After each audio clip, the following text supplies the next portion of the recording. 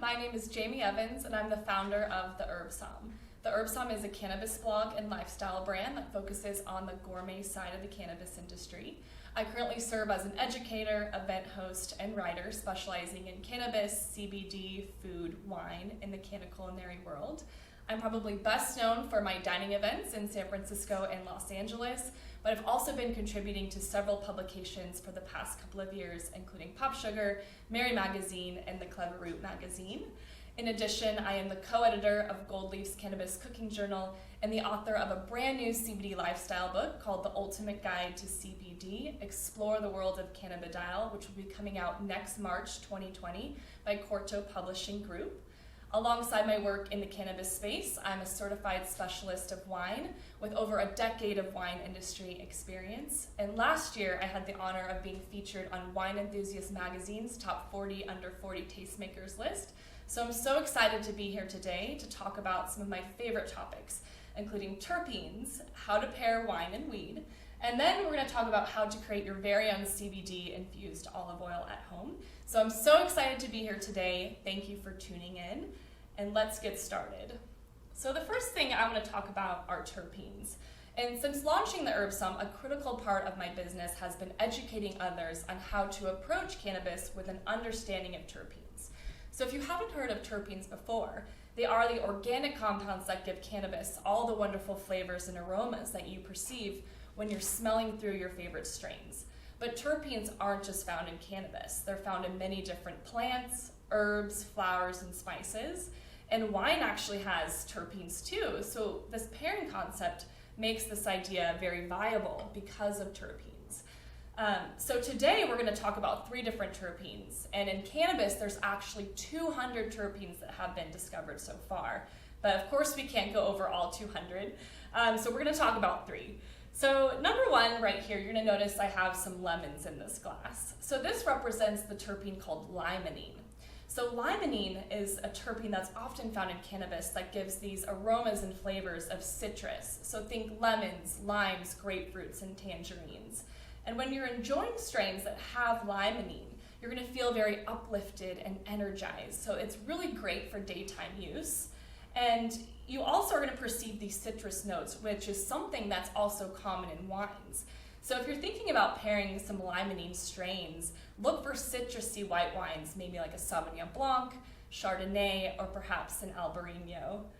So that's limonene. The next terpene is myrcene. So you're going to notice there's some mushrooms in this glass. So myrcene is this terpene that has this earthiness. So it smells like mushrooms, forest floor, maybe some mixed herbs, and even some tropical fruits sometimes. But myrcene really gives these sedating side effects. So it's great for after work when you're coming home and you just want to relax. It's also really great for muscle relaxation, so maybe after a big workout. And of course, when we're talking about like earthiness, when we're thinking about wines, maybe some terroir driven Pinot Noirs, or Syrah is a great match for myrcene.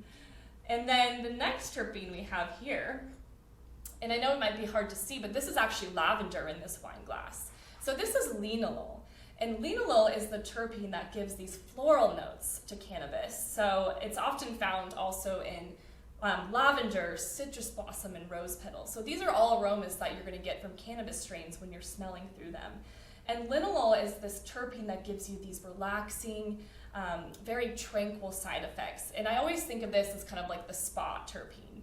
So you might feel very blissed out when you're using strains high in linalool. And of course, floral aromas are also something that we find in wines. So maybe some muscat, Riesling, and also Viognier are very floral, and they actually pair really well with linalool strains.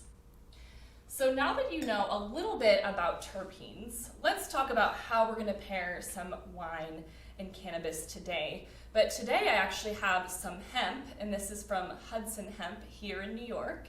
And this is sour space candy, which I'm really excited to talk about. And so when you're thinking about pairing wine and weed together, there's a few concepts that you should know. So number 1 is get to know your terpene profiles. So I know we talked about terpenes for a little bit, but terpene profiles, they have these aromas and flavors that will allow you to compare or contrast flavors with the wine that's in your glass or the cuisine that you're enjoying. So you really want to think about this as a sommelier would approach a wine. So think about what flavors and aromas work well with that wine, and then try to find things that either enhance each other or things that contrast each other to really create the perfect pairings. And I know that terpenes are complex, so if you're curious to learn more, you can go to my website, theherbsom.com, and you can find my terpene aroma and pairing guide. So this lists the 6 common terpenes that are found in cannabis, as well as the aromas, and I put some wonderful food pairings and recommended wine pairings. And I think with this, you just want to explore and taste as much as you can and really find what works for your palate. So number 1, think about terpenes. The next concept about pairing wine and cannabis together, or hemp, is this concept of balance. So you want the weight of the wine to match the weight of the cannabis or hemp that you're enjoying. So weight in wine is really determined by the body and richness, as well as the tannins and maybe some of that residual sugar. And then weight in cannabis or hemp is really determined by the potency and the effect. So the whole goal here is to have these 2 things be very balanced. And an easy way to think about this is, so light, uplifting, energizing strains, pair those with crisp white wines, and those heavy sedating strains that make you feel very relaxed, you might want to pair those with some big, bold red wines. And you might be wondering about rosé. So rosé is just one of those incredible things that pairs well with so many things. And we know this about rosé in the wine world, that it pairs well with lots of cuisine. And the same goes with cannabis and hemp because these things have that rich limonene, the linalool, and a terpene called beta-caryophyllene, which kind of gives these spice components, which is really great if you're looking for a rosé that is made from Syrah, like this wine right here. So you want to think about terpenes, that concept of balance, and then the last thing you want to think about when you're pairing wine and cannabis or hemp together is really using flower for the pairing, because I believe that flower gives the best expression of terpenes. And when you're actually thinking about maybe pairing with an edible, those terpene profiles can be lost during the manufacturing process. So it's really good to kind of start at the source and use flower. And of course, I love putting cannabis in a wine glass because it really helps you cut through all those wonderful aromas that are in there. And cannabis and hemp are both very complex, so there's tons of aromas that are in there. And I think the wine glass really helps pick through those different layers. And the next thing you want to do is actually use a dry flower vaporizer to taste your cannabis or hemp. And today this is a Firefly. So this is a really cool tool where you can actually take off the top of this vaporizer, and you actually can put your dry flower inside, and then you can vaporize it. So you're really tasting that true terpene profile. As compared to a joint, when you're smoking it and you're actually combusting the flower, that smoke taint can impact your palate. And so that's why I believe vaporizing flower is the best with wine, because you're really getting to taste those terpenes together. And I think at the end of the day, the number one thing you want to think about is, this pairing is really meant to enhance each other.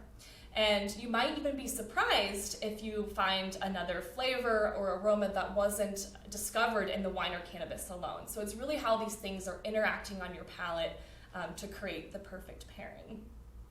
And so to demo this, what I really love to do when you're doing this maybe at a dining event or you're trying to entertain your friends, what I like to do is start with the wine. And so what you can do is you can swirl the wine and smell it.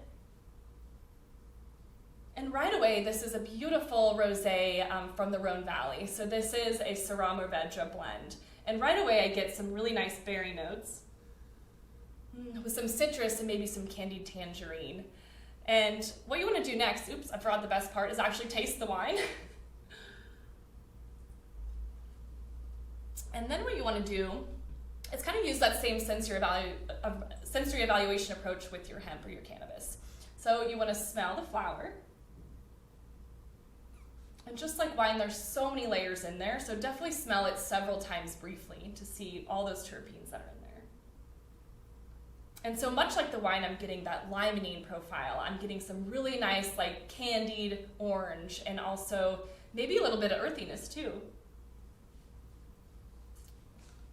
And then what you would want to do is taste the terpenes with your dry flower vaporizer.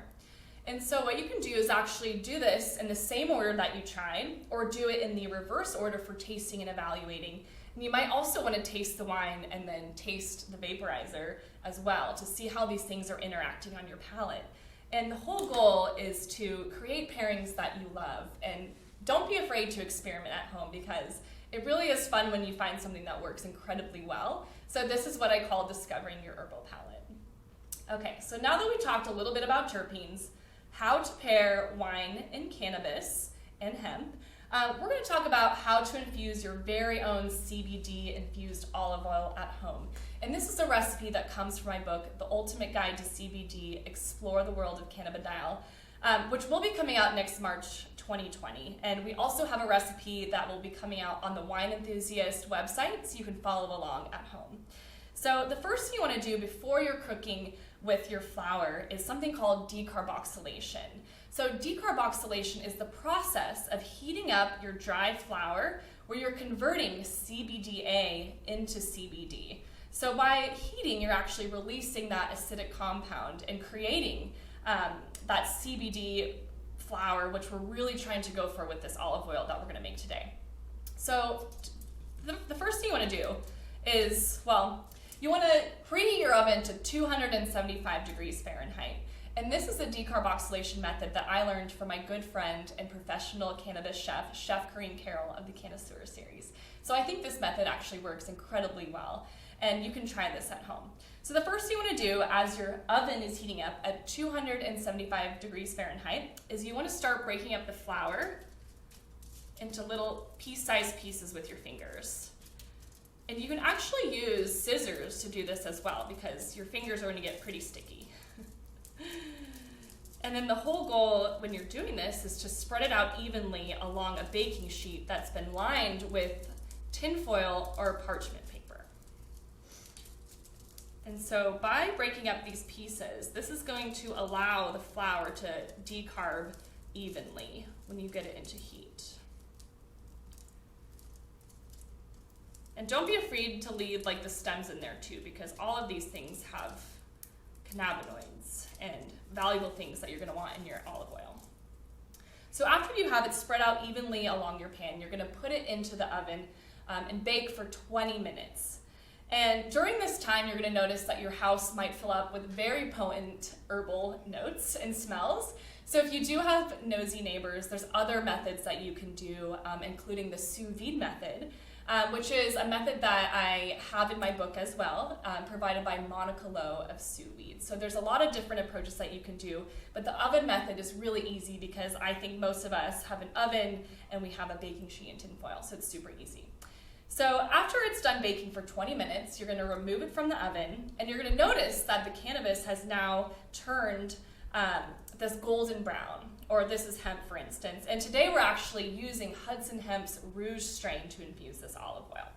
So now that it's decarbed, what you want to do is weigh out 3.5 grams of your decarboxylated flour. And the first thing you're going to do is put it into a 16-ounce mason jar, just like this.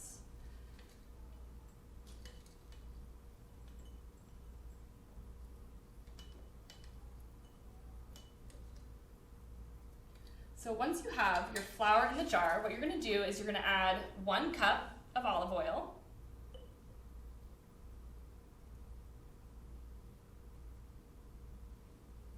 And then what you're going to do is you're going to seal the top tightly to your mason jar. And then we're going to go to the infusion process. So this process is called the stovetop method for infusion. And during this process, what we're going to do is infuse the we're going to fuse the olive oil with that flour that you just activated with CBD. And CBD is really drawn to fat. So this is why olive oil works really well. You can do this same method with butter. It's super easy.